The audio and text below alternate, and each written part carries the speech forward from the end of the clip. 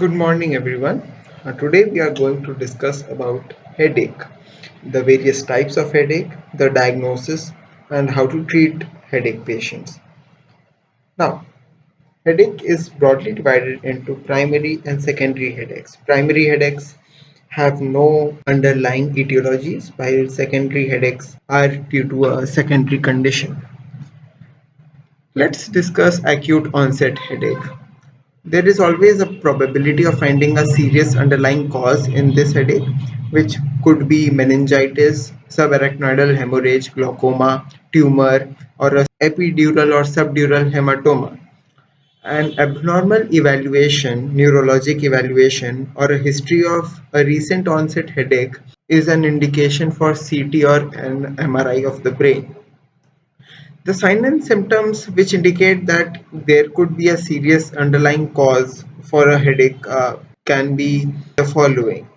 If the headache is sudden onset, if it's the first headache and it is very severe, or if the vomiting precedes headache, then if pain occurs due to bending or lifting or on coughing, then if a systemic illness is present along with the headache or a abnormal neurologic evaluation. Now let's discuss the conditions giving rise to secondary headache. They are first of all meningitis. It could be a tumor in the brain. It could be a subarachnoidal hemorrhage. It could be temporal arteritis or giant cell arteritis. Then last of all, it can be glaucoma. Now let's discuss each of these in detail. In meningitis, the sign and symptoms you will get are stiff neck, fever, or a pain on eye movement. There are chances of confusing this with migraine because headache, photophobia, nausea, and vomiting are also present. An LP is mandatory to diagnose meningitis. Moving on to tumor, the pain will be dull, intermittent, or deep, and it will worsen with exertion or a change in position. Also, it is associated with nausea and vomiting.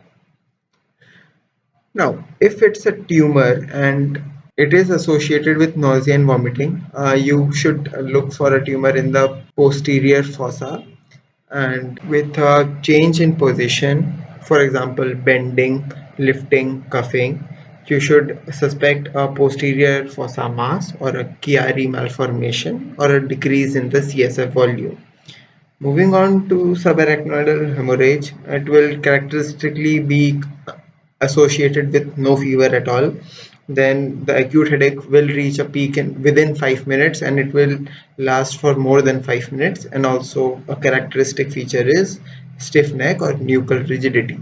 The definitive diagnosis again LP. Now, moving on to temporal arteritis, it is an inflammatory disease of arteries where blindness may occur due to involvement of the ophthalmic artery. Then headache, malaise, and muscle aches are the sign and symptoms you will see.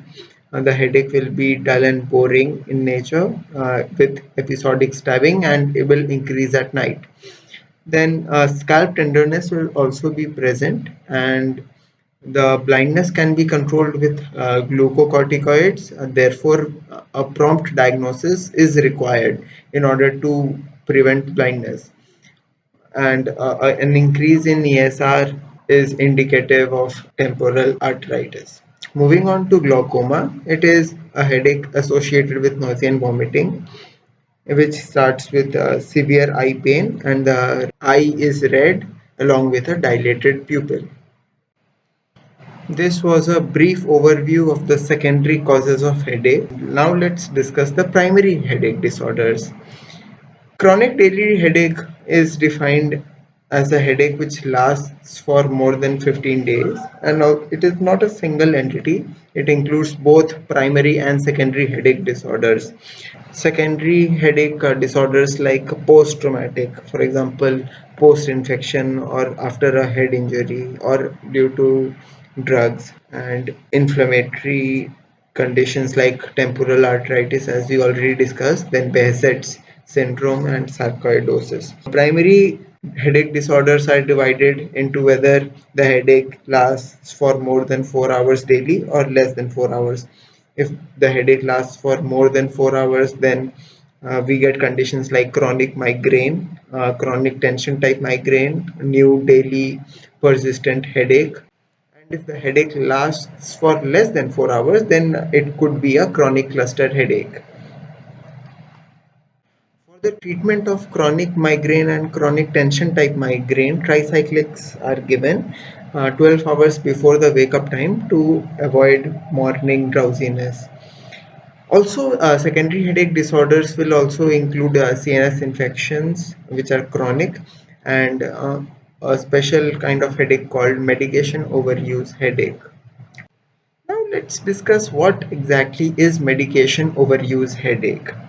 It is basically an increased analgesic dose can aggravate headaches, and the patient experiences relief when the analgesic is stopped. The treatment for an outpatient who presents with medication overuse headache is naproxen, uh, as the analgesic doses are reduced. However, if it's an emergency, then inpatient management consists of the removal of the acute medication which triggered the headache. Then antiemetics and fluids are administered. Then clonidine for opioid withdrawal, because analgesics withdrawal can set off a withdrawal syndrome. Then aspirin for the pain, and chlorpromazine at night, which has to be followed up with adequate hydration. And as the effects of removed analgesics are decreased, we will administer dihydroergotamine, and also we will co-administer ondansetron or aprepitant to prevent nausea. Moving on to new daily persistent headache. In here, the headache starts abruptly, and the build-up of the headache occurs over a maximum of 3 days. The differential diagnosis for new daily persistent headache includes primary disorders and secondary disorders. Primary disorders will include migrainous headache or a tension type headache. The secondary will include subarachnoidal hemorrhage, which is the most serious and should be excluded first of all. Then also it could be a decrease in the CSF volume or increased in intracranial pressure. Then it could be post-traumatic or after a meningitis infection.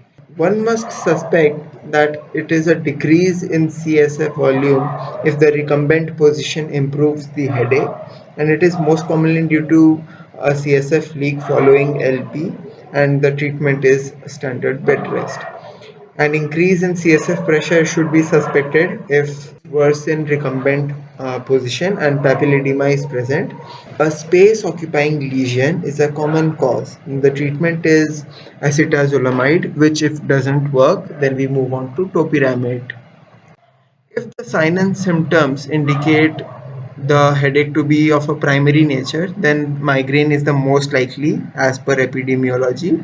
However, if the diagnosis is unclear or the disorder appears to be other than migraine or a tension type headache, or the headache is unresponsive to 2 or 3 therapies for the various types, then it is wise to refer the patient. Thank you.